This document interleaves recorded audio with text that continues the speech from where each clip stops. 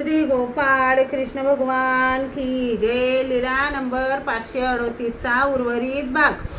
बाई आत का निजत होत्या तेव्हा महादायसा भ्याली, कारण सर्वज्ञांनी आत निजायला मनाई केली होती. मग सर्वज्ञ म्हणाले, बाई आत निजण्यासाठी तेथे काही कर्तव्य होते.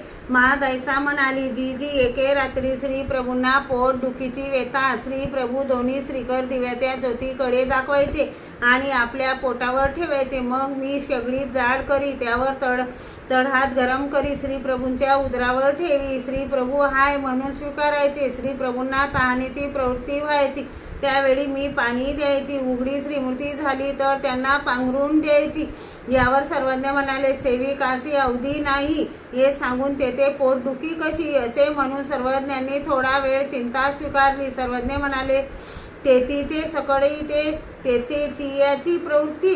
मग सर्वज्ञांनी विचारले, बाई दररोज लाखो किड्या मुंग्या का मारित होत्या? महादायसा म्हणाली, नाही जी, किड्या मुंग्या कशासाठी मारील? श्री प्रभू ज्या वाटेने जात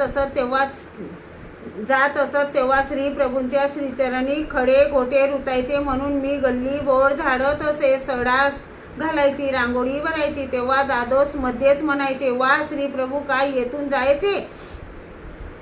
श्री प्रभू दुसऱ्याच रस्त्याने जायची. हिच्या रांगोळ्या दुसरीकडेच असायच्या. महादायसा म्हणाली, नाही जी, ते फक्त एके दिवशी श्रीप्रभू कान्या कोपऱ्यातून गेले. मग मी दुसऱ्या दिवशी दोन्हीकडील कोपऱ्यात सडा घातला. मग श्रीप्रभू आले, सोबत नागदेव होता. श्रीप्रभू दुसरीकडून जाऊ पाहत होते, परंतु रांगोळ्या काढल्यामुळे रिकामी जागा नव्हती. श्रीप्रभूंनी नागदेवाकडे मागे वळून पाहिले. नागदेवाने म्हटले, जी जी, आता काय करायचे? मग श्री प्रभू असत रांगोळीवरूनच निघाले. श्री गोपाळ कृष्ण भगवान की जय.